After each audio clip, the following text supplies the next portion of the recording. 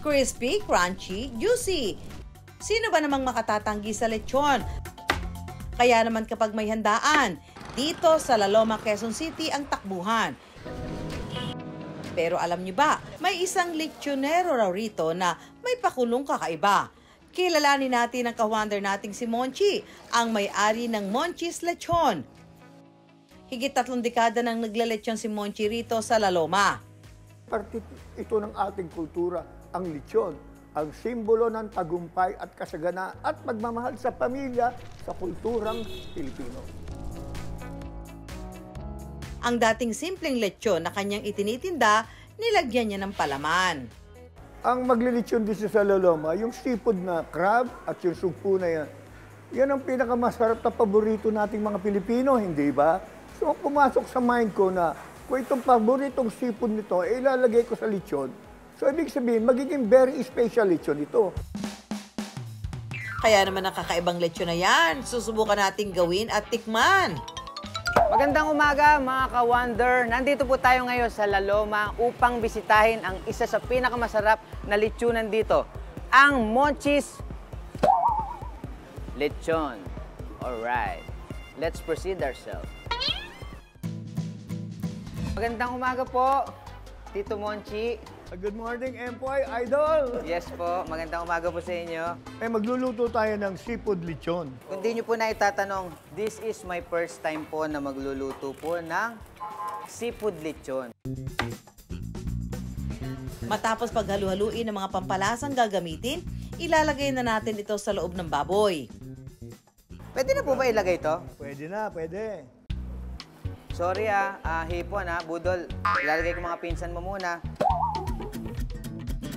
Isinunod na ngang ilagay ang mga espesyal na palaman, ang sugpo at alimango, kasama ang pampabango na tanglad. Napakasarap nitong lechon na to. Alam niyo po, kung di niyo po na itatanong, paborito ko po kasi ang sugpo, tsaka itong mga crab. Opo. Siyempre yung lechon, paborito ko yung ano niyan, yung balat. Yung balat. Napakalutong. Napakalutong, sobra. Bakit po sugpo ang naisip nyo at saka alimasag ang ilagay? Bakit hindi po tutube o mga kulisap, mga ganun? Kasi ang mga ninuno natin at mga Pilipino ay paborito ang sugpo at ang crab. Mainit.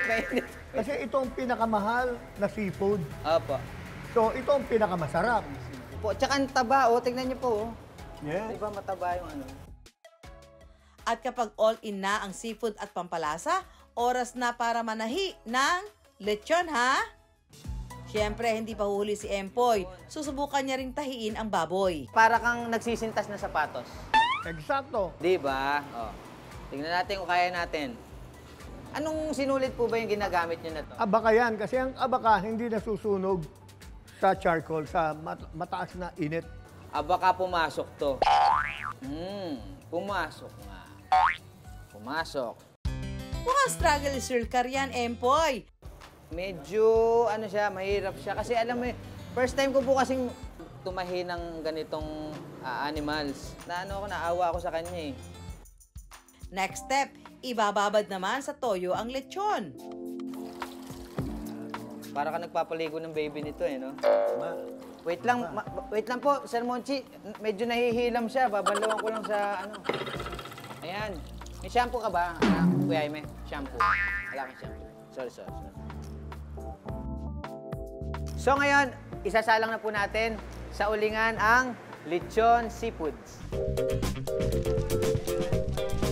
At gaya ng tradisyonal na pagluluto ng lechon, oras na para paikutin ito sa ibabaw ng uling sa loob ng mahigit 1 oras. Yung pagkakataon na pagkaluto na yung lechon, may sign po ba siya?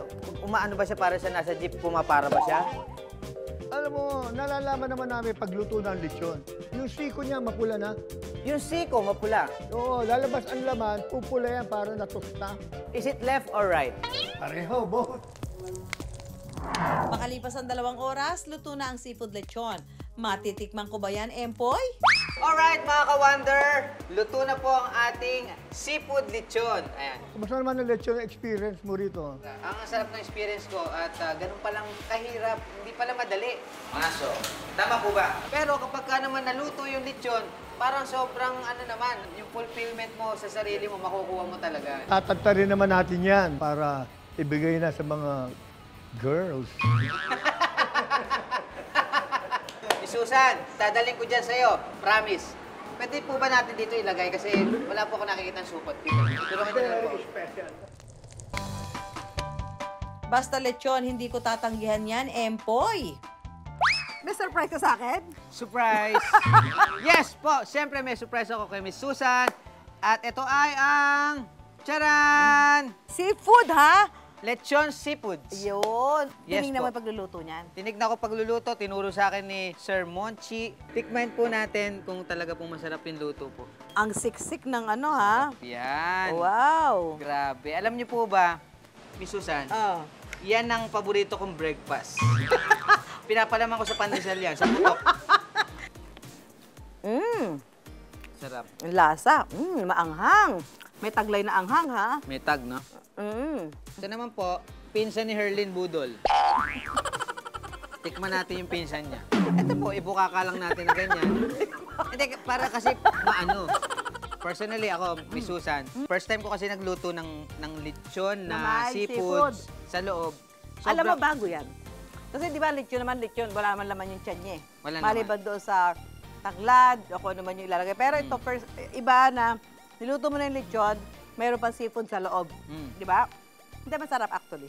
Alalasama talaga yung lechon. Saka may konting anghang.